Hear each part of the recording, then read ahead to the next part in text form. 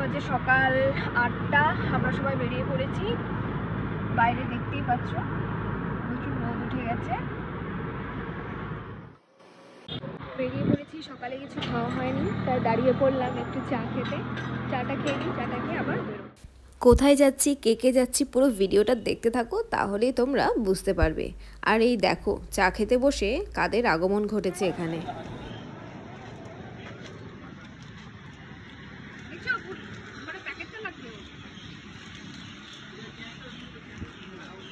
ভালোবাসার মানুষগুলোকে খাইয়ে তারপর আবারও বেরিয়ে পড়লাম শিব মন্দিরে একটু চা খাবো বলে। ভালো লাগছে না, অনেকক্ষণ ধরে অ্যাকচুয়ালি বসে আছি, বিরক্তও লাগছিল, তাই একটু দাঁড়িয়ে। আর এই দেখো সবাই চলে এসেছে, তাই সবাই মিলে দাঁড়িয়ে একটু চা খেয়ে নিলাম। তারপর চাটা খেয়ে বেরিয়ে পড়লাম ভ্রমণের উদ্দেশ্যে। কোথায় যাচ্ছি চলো দেখবে। এখন আমরা এই কাকর ভিটাতে দাঁড়িয়েছি, আমাদের গাড়ির পাস হবে, ভেরিফিকেশন অলরেডি হয়ে গেছে, করে বেরিয়েছি। এখন এখানে আমাদের এখান থেকে অলমোস্ট পাস করতে প্রায় 30 মিনিটসের মতো লেগে গেছে। এবার এখান থেকে বেরোচ্ছি। পাস করে নিয়ে তারপর সবাই মিলে বেরিয়ে পড়লাম। বাট যেতে যেতে খুব খিদেও পেয়ে গিয়েছিল, তাই ভাবলাম সবাই মিলে টিফিনটা আগে সেরে ফেলি। টিফিনও নেওয়া হয়েছিল, ব্রেড, সাথে ছিল কলা, তারপর ছিল ডিম সেদ্ধ। এগুলো রাস্তায় এক কোনায় দাঁড়িয়ে সবাই মিলে খেয়ে নিয়েছিলাম। চলে এলাম হ্যাপিল্যান্ড পার্কে। চলো ভেতরটা যাই, দেখা যাক কীরকম। আমিও আজকে ফার্স্ট টাইমই এসেছি, জানি না কীরকম, চলো গিয়ে দেখা যাক। আসলে আমরা এসেছিলাম নেপালের হ্যাপিল্যান্ড যে পার্কটা রয়েছে সেখানে। বেশ কয়েকবার এই পার্কের কথা শুনেছিলাম, তাই সবাই মিলে প্ল্যান করে চলেও গিয়েছিলাম সেখানে ঘুরতে। বাট ঢুকে এত সুন্দর দেখলাম, এত ফুল গাছ, এত সুন্দর ডেকোরেশন। তোমরা যারা এখনও যাওনি গিয়ে দেখো, বেশ ভালোই। এখানে ঢুকতে আমাদের পার হেড 130 টাকা করে এন্ট্রি চার্জ লেগেছিল, আর এটাতে একটা না রাইডও ফ্রি ছিল। আমরা ভয় পাচ্ছিলাম, তাই যারা ইচ্ছে হয়েছিল, যাদের ভয় কম পাচ্ছিল তারা ঠিক উঠে গিয়েছিল। আর এইদিকে দেখো সবাই মিলে চলছিল ফটো সেশন, ঘোরাঘুরি। আর এই দেখো মিনি তাজমহল বলতে পারো। সেখানে আমি ফেসবুক বলো, ইউটিউবে অনেক ভিডিও দেখেছিলাম, আসলে জানতাম না যে এখানেই এটা রয়েছে। তারপর যখন ওটা সামনে পেলাম, চলে গেলাম সেই তাজমহলের ভেতরে। এই পার্কে জানো তো ওয়াটার পার্কও ছিল। তোমরা যারা সময় করে যাবে সেখানে ওয়াটার পার্কেও গিয়েও প্রচুর সময় স্পেন্ড করতে পারবে।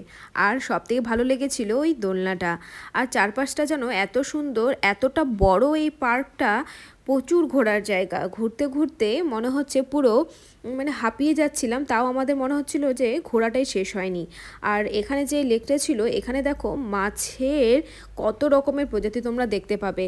আর এই মাছগুলোকে খাবার যখন দেওয়া হচ্ছিল, মনে হচ্ছে এরা আর একটু হলে বাইরে বেরিয়ে গেছি, তাই একটু রেস্ট করার জন্য বসে পড়লাম। একটু রেস্ট করে কিছুটা দূর এগোতেই দেখি সেখানে এই দেখো আইফেল টাওয়ার। তাই ভাবলাম এসেছি, এই টাওয়ারে না উঠলে কেমন দেখায়, তাই না? তাই ঝটপট সেখানেও চলে গেলাম টাওয়ারের ওপরে ওঠার জন্য। উঠে বেশ ভালোই লাগছিল। আর এই দেখো কত বন্ধুও পেলাম। বলো তো তোমরা কারা কারা চিনতে পেরেছো এটা কার স্ট্যাচু?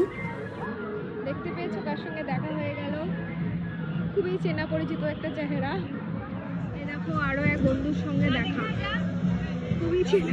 পার্কে ঘুরতে ঘুরতে খুব জল তেষ্টা পেয়ে গিয়েছিল, তাই পাশেই দেখলাম একটা রেস্টুরেন্ট রয়েছে, তাই সোজা চলে গেলাম সেখানে জল আর কিছু কোল্ড ড্রিঙ্কস আর হালকা কিছু একটা খাওয়ার জন্য। বাট রেস্টুরেন্টের ভেতরে ঢুকে দেখলাম খুব সুন্দর, যেমন ডেকোরেশন, সেখানকার পরিবেশ, আর সেখান থেকে জানো তো বাইরের সব কিছু এত সুন্দরভাবে দেখা যাচ্ছিল, বেশ ভালো লাগছিল।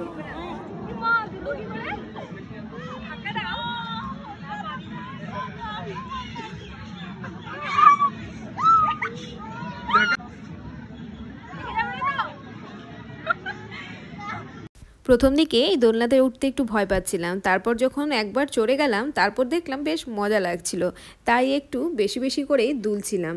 আর আশেপাশেও দেখো অনেক লোক ছিল যারা সবাই দোলনাতে দুলছিল। ওইদিকে আমার ননদ আর ননদের বর ওরাও দুলছিল।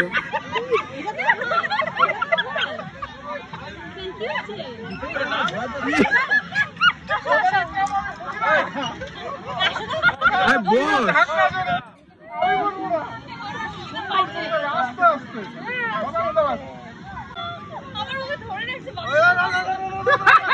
ছিঁড়ে যাবে।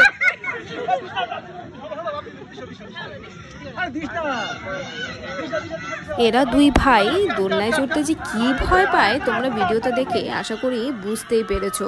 তারপর বলেছিলাম না একটা রাইড ফ্রি রয়েছে, এই যে কলম্বাস যে রাইডটা ছিল না সেটা ফ্রি ছিল, তাই যাদের যাদের ইচ্ছে ছিল ওরা সবাই চলে গিয়েছিল, বাট আমি তো ভয় পাই তাই আমি আর যাইনি। তোমরা কারা কারা এই পার্কে গিয়েছো আমাকে কমেন্টে জানাতে ভুলো না। পার্কে ঘোরা শেষ, এখন বেরোচ্ছি। ভিডিওটি কেমন লাগলো তোমরা আমাকে কমেন্টে জানিও। আজ এখানে শেষ করছি, দেখা হবে নেক্সট কোনো ভিডিওতে।